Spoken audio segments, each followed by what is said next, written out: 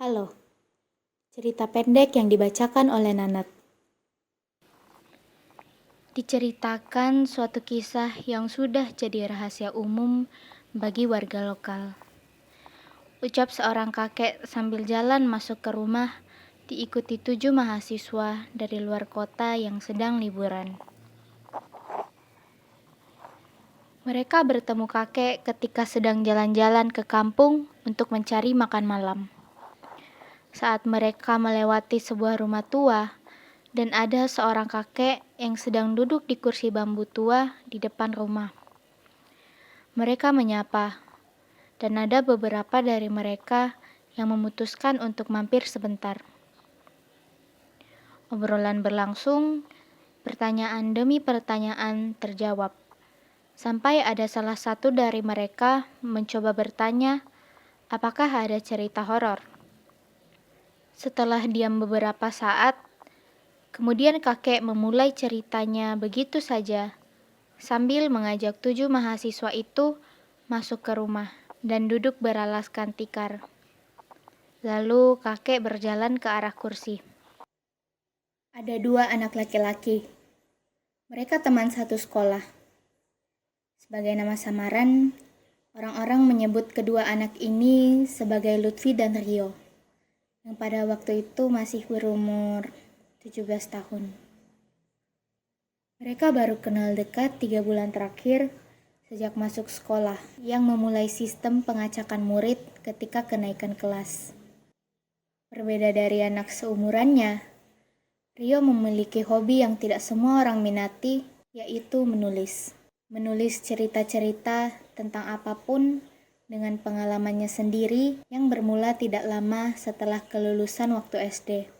Dari buku-buku fiksi yang pernah dibaca, Rio lebih menyukai menulis dengan pengalaman dan menggunakan nama-nama istilahnya sendiri. Menurut Rio, cara itu bisa lebih membangun sebuah cerita dan misteri yang kuat. Cerita yang membuat bagaimana perasaan para pembaca tetap melekat di kepalanya, meskipun telah dibaca selama bertahun-tahun. Rio sering menggunakan kata Elfonote sebagai nama tempat rahasia favoritnya. Tempat yang begitu ramai di waktu-waktu tertentu, tapi begitu sunyi ketika keadaan sekitar sudah gelap.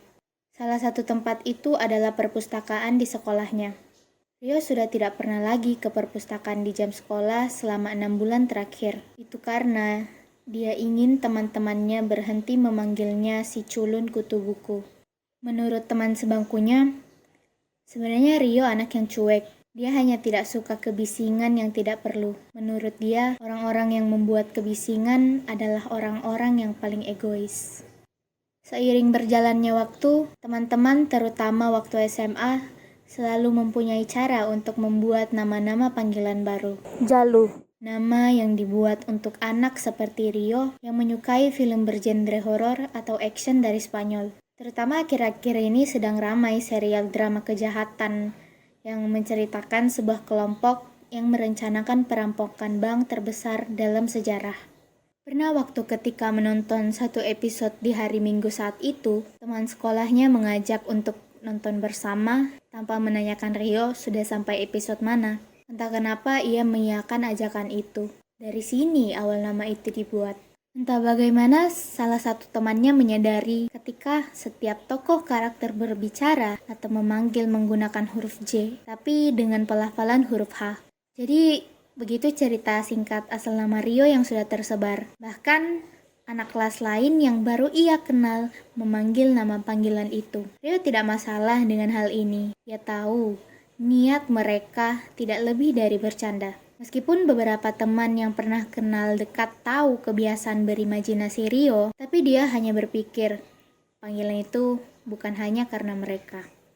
Sejak Rio mengenal Lutfi, ia menceritakan bagaimana rasa kebebasan di dalam dunia yang ia buat di imajinasinya. Segala bentuk imajinasi terindah yang pernah dibayangkan. Lutfi tidak menganggap itu hal yang aneh. Lutfi hanya mengagumi apapun isi kepala seseorang dengan misterinya masing-masing.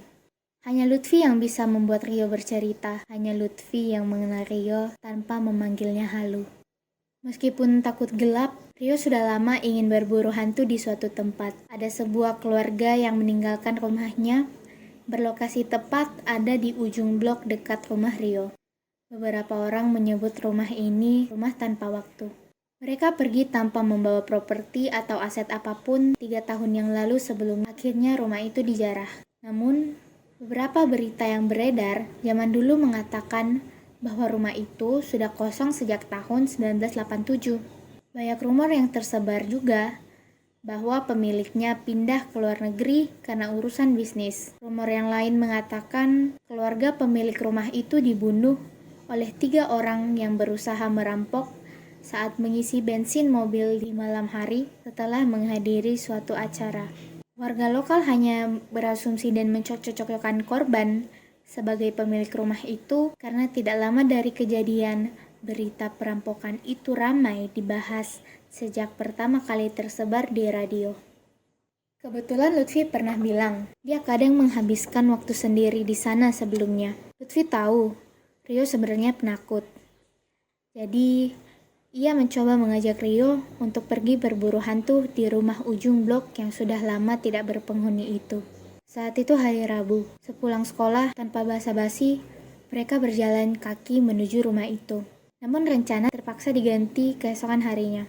Karena setelah sampai kawasan rumah itu, mereka melihat segerombolan anak-anak SMA dari sekolah lain yang lagi kumpul dan tidak jauh dari rumah tanpa waktu. Keesokan harinya, dengan rencana yang sama, mereka kali ini berboncengan naik sepeda milik Rio untuk menuju rumah itu. Tapi lagi-lagi ada anak SMA dengan seragam yang sama. Satu anak sedang duduk di motor, dua lainnya berdiri sambil mengobrol, nunggu temannya. Mungkin. Lutfi bertanya, gimana kalau kita tungguin aja sampai mereka bubar? Tapi sampai kapan? Tanyaku.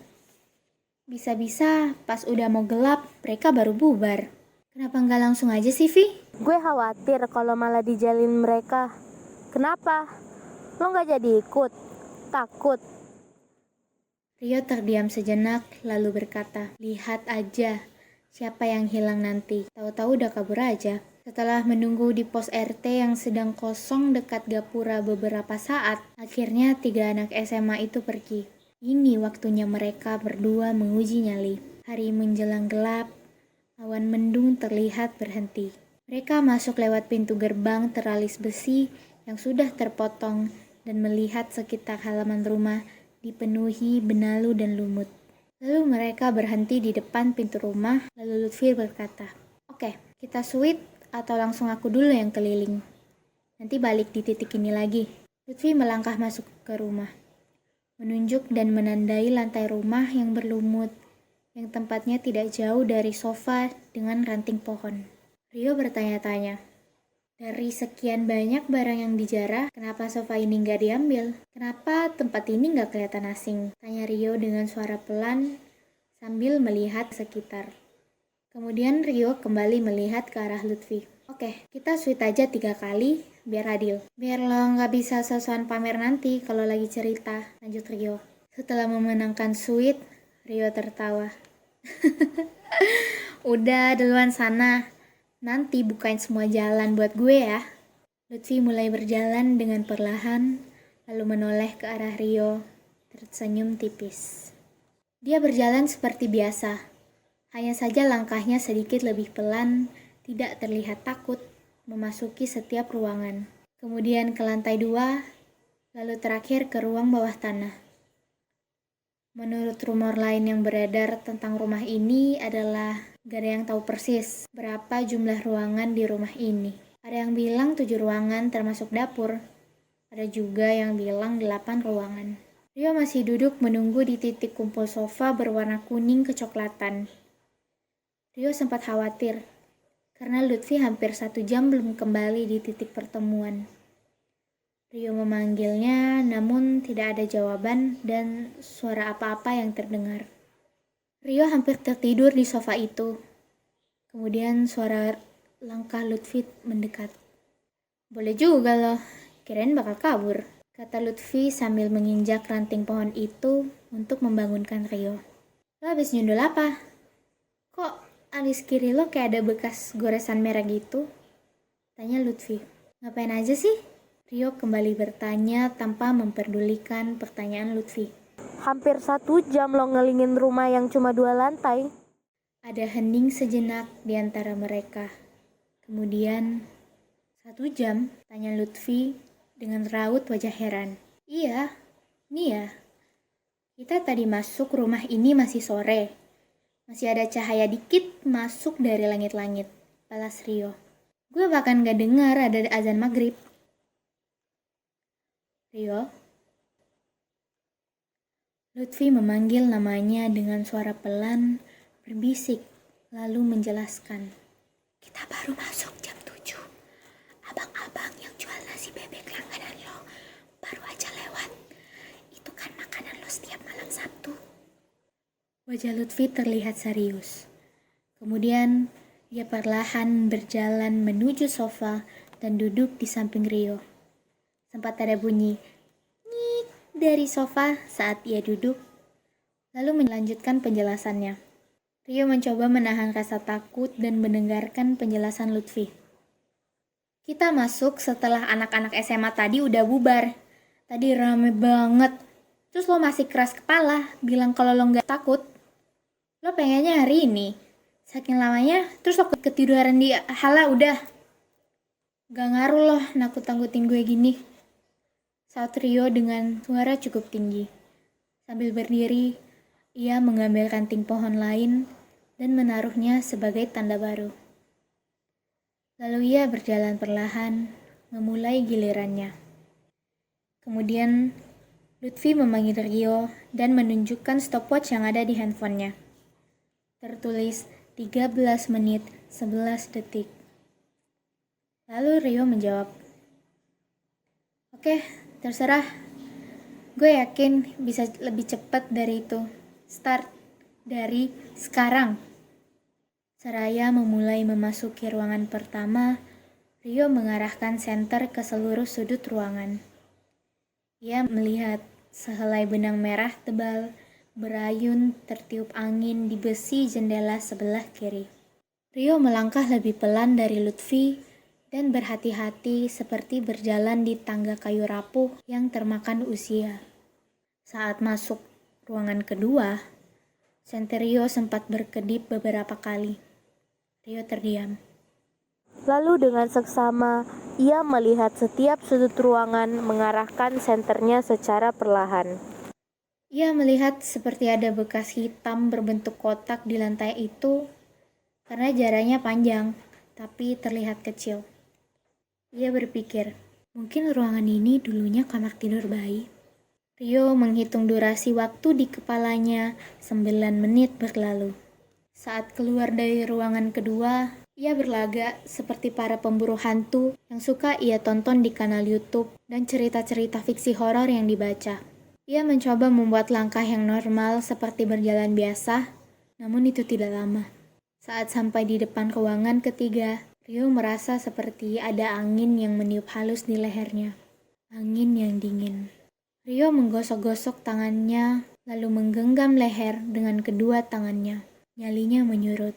Langkahnya kembali, semakin pelan dan pelan. Ruangan ini memiliki pintu kayu kuno yang masih tebal. Rio bergumam, kenapa cuma ruangan ini yang masih ada pintunya? Langkahnya semakin pelan, lalu ia membuka pintu. Suara denyitan itu cukup nyaring. Pintu terbuka lebar.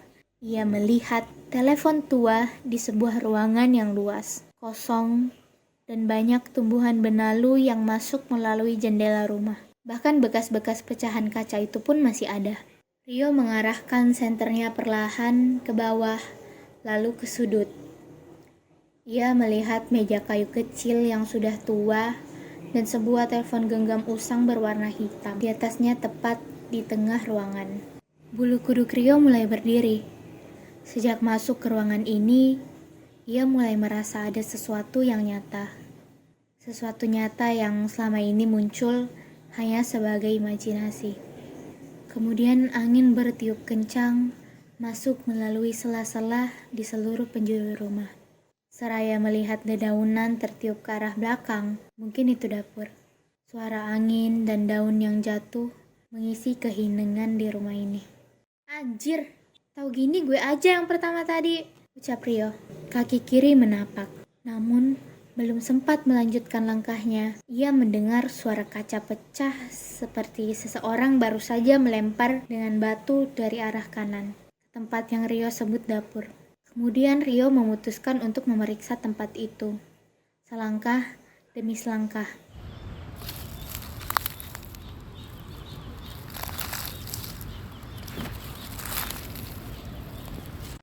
Suara daun kering dan ranting kecil terinjak mengiringi langkah Rio. Sampai tepat di depan dapur, ia mulai mengarahkan senternya ke sudut kiri. Ia melihat besi-besi yang masih menancap di tembok seperti bekas toilet berdiri dan pintu kayu yang berlumut di ujung. Rio mulai takut. Senter Rio berkedip lagi. Lalu ia memukul-mukul senternya dengan tangan kirinya. Dengan perasaan sedikit panik, ia mengarahkan senter di sudut-sudut yang lain. Ruangan yang terlalu panjang untuk sebuah dapur, pikirnya.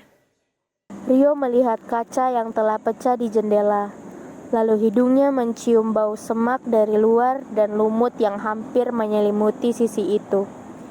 Lalu ia melihat ada cahaya kecil entah dari mana asalnya masuk melalui lubang di langit-langit ruangan.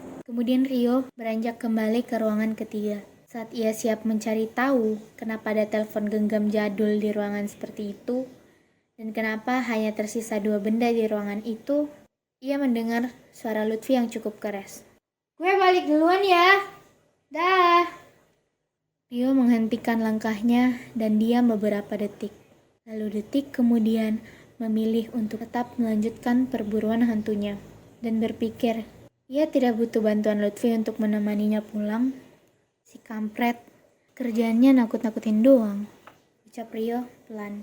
Sambil berjalan, ia menelan ludahnya.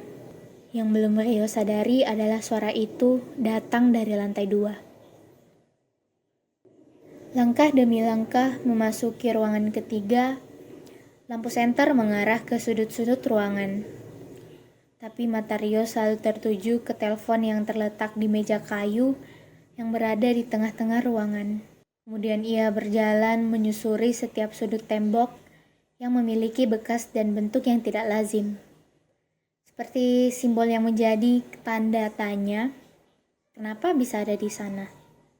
Ada bentuk lingkaran sempurna seukuran tangan orang dewasa berwarna kuning kehitaman, dan di sudut yang lain ada beberapa bentuk salib yang mengarah ke sisi lainnya, seperti sebuah petunjuk dari sebuah misteri untuk dipecahkan. Tidak lama setelah Rio mengarahkan senternya ke langit-langit ruangan, telepon itu berdering. Kring, kring, kring. Rio memejamkan matanya dan terdiam beberapa saat, memastikan apa yang baru saja didengar nyata atau tidak. Beberapa detik kemudian, telepon itu berdering lagi. Kring, kring, kring. Kali ini Rio tidak bisa mencari alasan lagi. Angin malam lembut yang masuk melalui beberapa lubang kecil di langit-langit dan jendela yang pecah menyelimuti sejak Rio masuk ruangan. Namun sekujur tubuhnya seketika terasa panas. Keringatnya menetes dari dahi, lalu ke hidung, lalu ke bibir. Mencoba untuk tidak panik. Rio menoleh dan berjalan dengan perlahan ke arah telepon itu. Suara nafas yang cepat dan bunyi kerikil yang terinjak mengiringi bunyi telepon yang ketiga kalinya. Tangannya bergetar sambil mengangkat telepon itu. Halo. Suara yang begitu halus. Rio yakin itu suara seorang perempuan.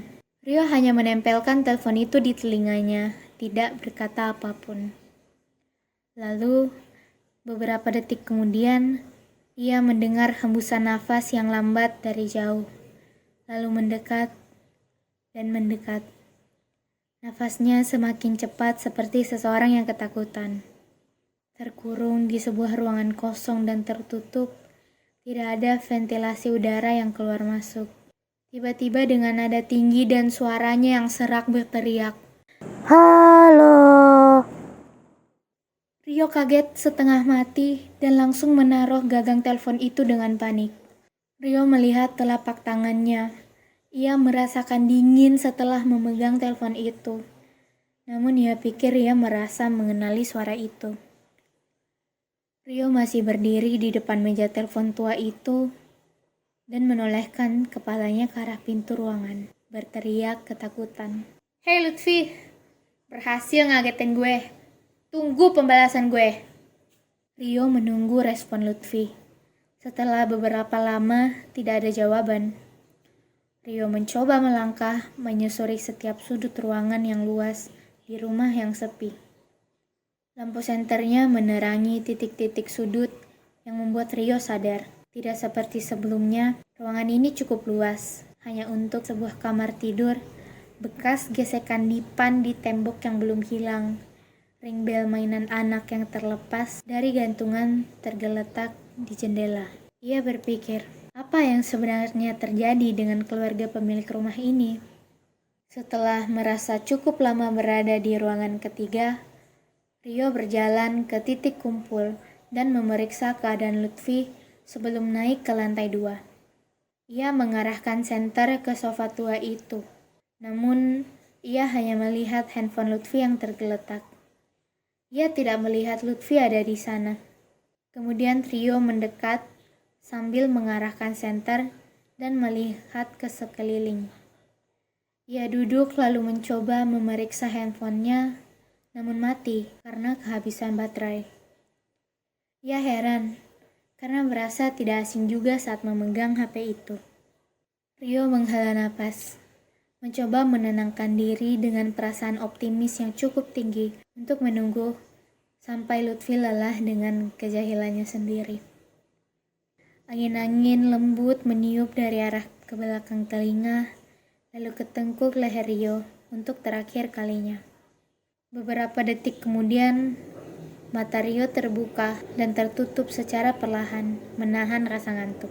Ia mencoba masih tetap terjaga. Beberapa menit kemudian, ia tergeletak di sofa itu, sendirian.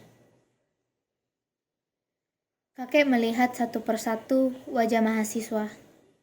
Lalu ia menoleh ke arah rak kayu kecil yang atasnya ada frame kecil dengan foto hitam putih. Kemudian kakek melanjutkan. Cerita itu berhenti di bagian akhir. Kakek rasa sudah cukup karena sudah larut malam. Kakek biarkan masing-masing dari kalian menebak apa yang sebenarnya terjadi dengan Rio setelah tertidur di sofa itu. Lalu kakek berjalan masuk ke kamar, kemudian keluar sambil mengenakan peci sampai menutupi dahinya. Ada beberapa mahasiswa yang lega karena ceritanya selesai. Namun beberapa mahasiswa yang lain terdiam dan berpikir dan menyadari soal ada pecahan teka-teki yang kakek coba kasih sejak dari awal bercerita. Permisi kek, saya mau buang air kecil, ucap salah satu perempuan yang mengajak untuk mampir ke rumah kakek. Saya juga kek, sahut teman perempuan lainnya. Kakek mengangguk, kemudian berjalan mengantar mahasiswa sampai ke teras rumah, sambil menunggu kedua mahasiswa yang sedang di toilet. Meski ruang tamu kakek dipenuhi 7 anak kuliahan yang sedang berlibur di desa, namun suasana hening masih terasa menyelimuti rumah kakek. Salah satu perempuan dari toilet melihat foto hitam putih di frame yang ada di sebelah kursi kakek saat berjalan keluar. Foto anak remaja dengan seragam sekolah yang lusuh. Ia mencuri-curi kesempatan untuk melihat siapa nama anak tersebut dari dekat yang masih terjahit rapi di seragamnya. Lalu ia membungkuk dan mendekat dan mendekat. Gisastrio Gu Wicaksono. Gerak bibir itu diperhatikan kakek dan berkata, "Iya, itu nama kakek." Kemudian perempuan itu menoleh ke arah kakek, tersenyum dan mengangguk dengan sikap sopan. Kampung sini jam 8 malam sudah tutup, jadi warung makan harus segera tutup sebelum jam 8, kata kakek. Karena setahun yang lalu ada 2 orang yang sama maling buah mangga dan maling motor tapi belum sempat ngobrol. Mereka udah dihakimin warga sini sebelum berhasil bawa kabur motor orang sini. 2 orang itu berakhir meninggal di tempat. Beberapa raut wajah mahasiswa tiba-tiba berubah. Ya kek, maaf kita mampir malam-malam gini. Teman-teman memang gak suka diem, ucap salah satu dari 4 perempuan mahasiswa. Di perjalanannya menuju mes, mereka mengeluh karena perutnya lapar meskipun cerita kakek sempat menunda rasa lapar. Kemudian salah satu teman laki-laki yang paling belakang bertanya, "Kalian nyadar gak sih, kakek waktu selesai cerita, beliau masuk ke kamar lalu pakai peci buat nutupin luka di alisnya. Kemudian saat melewati toko kecil di kampung itu, beberapa dari mereka membeli roti dan air mineral. Lalu pemilik toko bertanya, 'Mbak atau mas-mas, lagi ada kerja kelompok di mana? Ibu belum pernah lihat salah satu wajah dari kalian sebelumnya.' Salah satu mahasiswa perempuan menghentikan langkahnya, menunggu mahasiswa yang bertanya di belakang, lalu membalas, 'Kamu juga nyadar ada bekas luka di alisnya?' Mahasiswa laki-laki itu mengangguk. 'Oh, enggak Bu. Tadi kita kebetulan mampir ke rumah kakek-kakek yang lagi duduk di depan rumah sana,' balas salah satu mahasiswa sambil menunjuk ke arah jalan rumah kakek. 'Kalian sempat kenalan?' tanya ibu. 'Kalau nggak salah ingat, namanya kakek Gisastrio, Bu.' Ekspresi pemilik toko itu terlihat kaget dan gerak bibirnya mengucap, 'Waduh.' Lalu ibu berkata, 'Tunggu sebentar ya. Ibu ada sesuatu buat kalian. Tapi kalian buka setelah sampai di rumah.' Beberapa menit kemudian, ibu keluar membawa kertas putih yang baru dilipat dan memberikannya ke salah satu mahasiswi. 'Udah, kalian langsung pulang aja. Gak perlu kemana-mana lagi,' kata ibu pemilik warung terlihat khawatir. 'Janji ya, kertas itu dibuka kalau udah sampai rumah.' Lalu para mahasiswa itu mengangguk dan pamit. Di sepanjang perjalanan, 3 mahasiswa merayu agar kertas itu diberikan dan dibiarkan dibaca di antara mereka bertiga. Lalu dikembalikan agar keempat mahasiswi bisa membuka setelah sampai mes. Mahasiswi itu tidak keberatan, lalu memberikan kertas itu dan berkata, 'Awas kalau kalian masih ganggu nanti ya.' Kemudian ketiga mahasiswa itu menghentikan langkahnya dan membaca isi kertas itu. Keempat mahasiswi tetap melanjutkan langkahnya. Salah satu mahasiswa memanggil untuk mengembalikan kertas itu lalu berkata, 'Kayaknya kalian gak mau tahu soal ini. Aku buang aja ya.' Mahasiswi itu melihat ekspresi yang gusar dan membalas, 'Enak aja, sini.' Ia merampas kertas itu dari tangannya. Beberapa menit berlalu, akhirnya mereka sampai mes. Setelah berkemas dan sebelum tidur, mereka berkumpul untuk membaca isi kertas putih itu bersama. Mahasiswi itu membuka lipatannya secara perlahan, lalu membaca. 'Kakek meninggal beberapa bulan yang lalu karena penyakitnya. Rumah itu masih ada dan dibiarkan kosong oleh warga sekitar, dan sebagai menghormati kakek, para tetangga berencana mengadakan tahlilan 1000 hari meninggalnya kakek di rumah itu.'